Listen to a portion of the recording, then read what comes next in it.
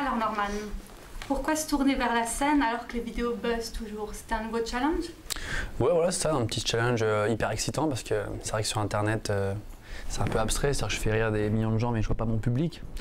Donc j'avais envie de monter sur scène pour voir les gens en vrai et me lancer un nouveau petit défi.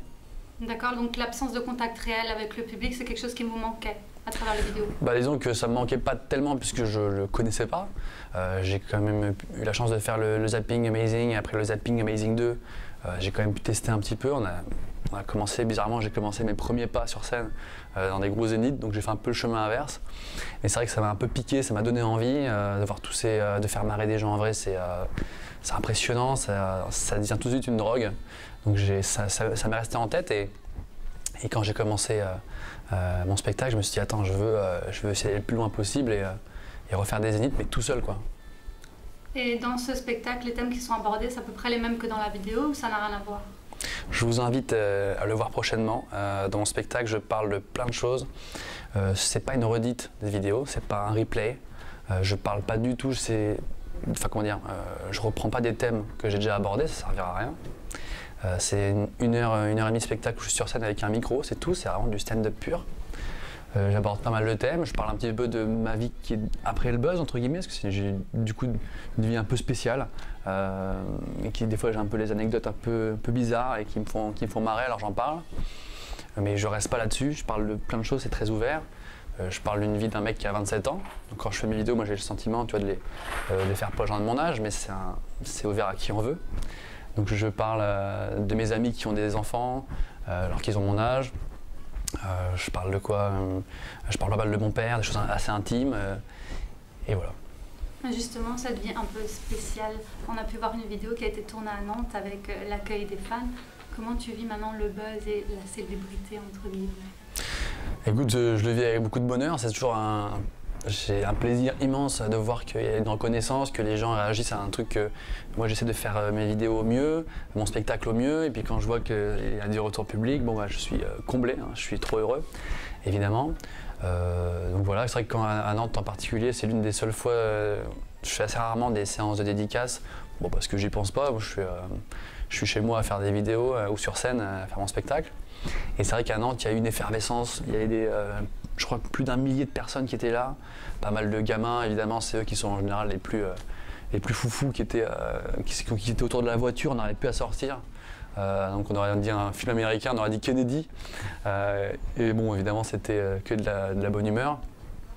Bon, j'ai l'impression de vivre un rêve pendant une heure, et puis après, je reviens chez moi avec mon chat, et je me remets à faire des vidéos quoi. Et avec cette tournée marathon, justement, c'est pas trop dur de faire des vidéos à côté? Ben, c'est sûr que j'ai un petit peu moins de temps, malheureusement, en ce moment. Mais là, ça va bientôt être la fin parce que ça, c'était une tournée de rodage. C'est-à-dire que c'était pour perfectionner un peu le spectacle. C'est parce que c'était des jauges un peu plus petites. Donc, des fois, je joue devant des salles de 600, des fois, maximum 1000. Et que les gros zéniths vont arriver un peu plus tard. Et donc là, c'est bientôt fini. Donc, je vais pouvoir me remettre à fond sur les vidéos. Et moi, mon but, c'est de faire les deux en parallèle. Des vidéos exactement avec la même régularité qu'avant. Et mon spectacle plusieurs fois par semaine. Et avec le succès justement des vidéos, la réalisation elle a un petit peu changé. Il y a une équipe maintenant qui est derrière ou pas du tout? Alors c'est vraiment de cas par cas. Des fois je fais des vidéos tout seul chez moi, je fais tout. Avant j'étais monteur, je monte mes vidéos, je les tourne, je les écris. Parfois c'est une grosse équipe. Là, j'ai eu la chance d'avoir la vidéo la plus vue de YouTube France en 2014, qui est Luigi Clash Mario. Là, c'est une vidéo spéciale où j'ai mis un petit budget, etc., où il y avait une vraie équipe. C'est vraiment, ça dépend. D'accord. On t'a vu aussi assez proche d'autres youtubeurs, comme Cyprien. Il n'y a jamais un petit côté, il n'y a jamais de concurrence entre vous? C'est de la concurrence fraternelle, c'est-à-dire qu'on est amis dans la vie, donc on s'amuse comme des frères à se bagarrer en clique entre guillemets. Mais à côté de ça, on s'aide, on se donne des idées les uns les autres. C'est vraiment des amis, c'est des potos et on a grandi ensemble autour de YouTube, donc il n'y a pas de vraie concurrence. Et il n'y a jamais cette peur que le buzz s'essouffle au bout d'un moment? C'est une peur qui peut pas, qui est là, indéniable, mais jusqu'à présent ça marche bien, j'ai beaucoup de chance, j'en profite à fond et je fais tout au mieux quoi. Est-ce que Norman abandonnera un jour ses vidéos pour la scène? Non, c'est sûr et certain. Moi je suis né sur Internet, j'ai fait mes armes sur Internet, je connais ça à fond et j'aime faire des vidéos sur Internet, c'est quelque chose de spécial et c'est quelque chose que j'aime. Donc écoute, je continuerai tant que j'ai envie, moi j'écris pas le futur, hein, je fais toujours tout au feeling. Voilà, la scène c'est pareil, j'ai eu envie d'en faire, paf, j'en ai fait, il n'y a pas de stratégie.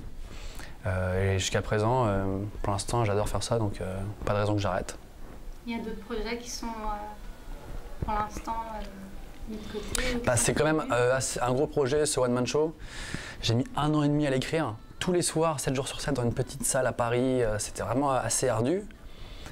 Donc là, je vais essayer de profiter de tout ce travail maintenant parce que enfin, je le joue dans des grandes salles et il est fini. Donc pour moi, c'est déjà j'essaie de faire ça. C'est beaucoup de temps. Mes vidéos me prennent pas mal de temps.